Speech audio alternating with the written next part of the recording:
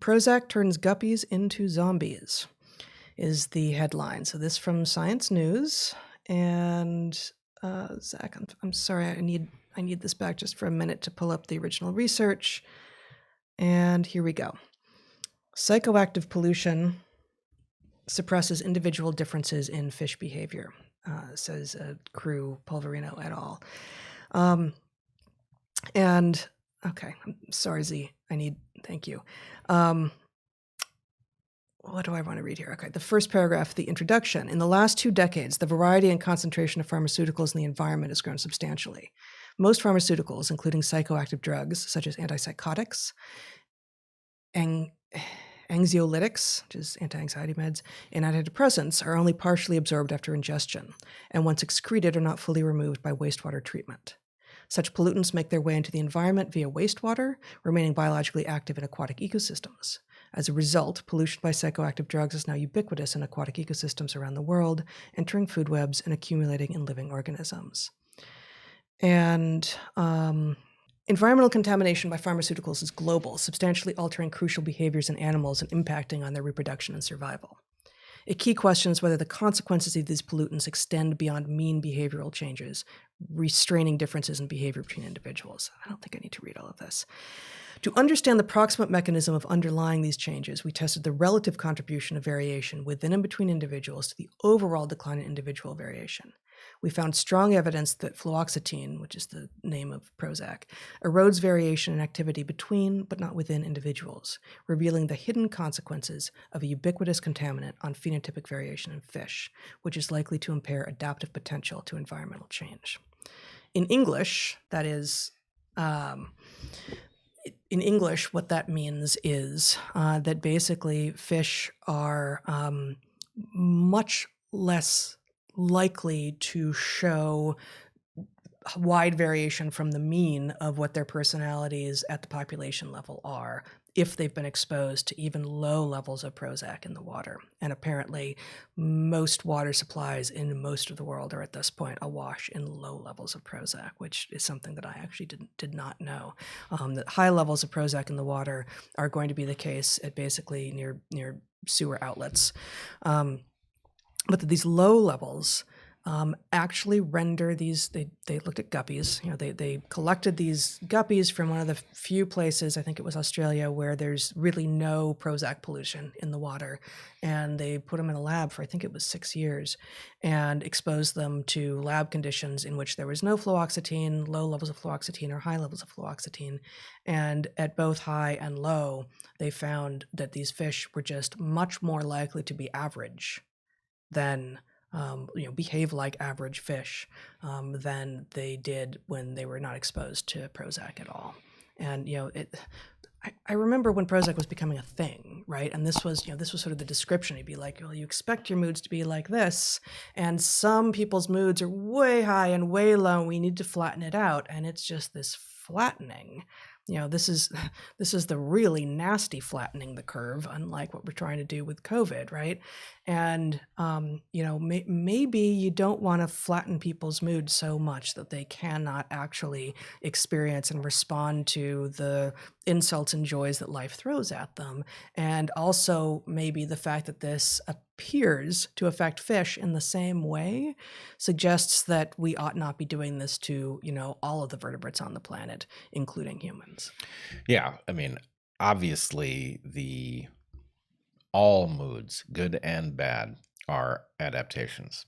You Yes. could be dysregulated in some way that you're prone to certain moods and away from others, but the chances that is a widespread problem rather than you live in a nonsense environment that's creating anxiety because it's almost impossible to navigate well, and therefore we're going to medicate you out of recognizing that you're actually imperiled every day by, a cruddy world, right? That's a non-solution. And okay, so we're externalizing the same garbage onto fish. Mm-hmm. That will, of course, mean all kinds of things. One, if you're taking these, the equivalent of fish moods and flattening them, those fish will not do as well as they would, which means they will end up preyed upon more frequently, failing to be properly motivated to forage, and probably starve more frequently than they would otherwise. You're going to speed up the extinction crisis. Right. You're gonna contribute in some way to the extinction crisis. It is also the case that you're now creating a weird puzzle for creatures more generally, where some creatures are going to be intensely in the outflow of this stuff, and they will certainly evolve to being less sensitive to it, right? The less sensitive they are, which means that they will then experience fish anxiety at the point that they, swim somewhere that it's less concentrated. So how does that work? We're going to have an epidemic of angry guppies. Right. Which they could be very, I don't know, nibbly or something, but yeah, so the lesson is always the same, which is nature knows what it's doing, and if you disrupt it, you are very unlikely to make things better and very likely to make things worse. And this should not be any shock to us at all, but it should give us pause. I mean, for one thing, we're also downstream from all this stuff. Even those of us who don't take these things are undoubtedly getting a certain amount of it that we shouldn't be. And, there's no way to opt out. Yeah, there's no way to opt out. And this observation that it doesn't get treated by wastewater treatment, like, how is it that a drug as widely used as Prozac was allowed to go to market when there was no way to disable it? Well, I mean, this is the story everywhere, is that, it's hard to put your finger on exactly what the problem is going to be until the entities that created this stuff are so powerful that you can't tell them no. But this is one of the nights of our Hanukkah tradition, right? So longtime viewers and listeners will know, we've talked about before, and it's in fact the epilogue of our book. For the 8 nights of Hanukkah, we talk about one thing that we think modern humans should be living by. And the one that I'm referring to here, I'm not going to have the language quite right, but basically anything new that you put into the world, you need to be able to undo before you put it into the world. All human activity should be both sustainable and reversible. And reversible is there because of this process whereby anything that's economically profitable becomes irreversible. And that, so many, everybody seems to know that social media is driving us insane, right?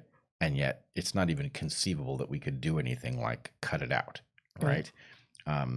That's not on the table of solutions. We're going to have to find enough Band-Aids to deal with the insanity of the entire human population, rather than realize we made a mistake and undo it. So yeah. So in the general scheme of things, how high does a narrowing of the spectrum of personality types and guppies rank as things you're concerned about? I expect no one at the end of today will be able to say, yeah, that's in my top 10. But as a horseman, as an indicator of what it is that we're doing, in terms of effects that apparently no one was thinking of, not only are we flattening whole swaths of the human population with regard to diversity of personality types, this thing that we're letting them take, all of us are then getting some of it, and all the vertebrates who are in water or who drink water are getting some of it, and we're all affected because these are ancient receptors, and it's affecting everyone. And this is going to be one tiny little parameter that is going to affect things like the extinction crisis, because you effectively have a less diverse behavioral repertoire in any population, and it's going to be able to deal with change less well. Of course it will. Well, and, the irony of ironies, which I'm sure you're going to end up speaking about at some point at length on the podcast, is that the entire hypothesis on which this pharmaceutical solution was predicated was wrong to begin with, and wasn't plausible to begin with, right? The idea that, some large fraction of the population is suffering from chemical imbalances that need us to come in there and, retune their reabsorption rate of these things doesn't make any sense. It doesn't make any sense any more than There's suddenly a genetic crisis that is causing children's jaws to be malformed relative to their teeth, We're or a terrible species that happens to rule the oh world. my goodness, so Worst. much Yeah. mutation that has just crept in, and we just need medicine to save us from each and every feature of our beings that is coming apart genetically. It's nonsense. Yeah. So Yeah. Now these drugs. So we will at some point spend a long time on this, but yeah, I mean you have it in a nutshell. Treating chemical imbalance, very, very, very rarely. Creating chemical imbalance, pretty much always. That's what they're doing. Yep. That's what these neuroleptics and antipsychotics and anti-anxiety and antidepressant meds are doing. Creating chemical imbalance, not resolving it. Yes. And in fish. Great. Terrific.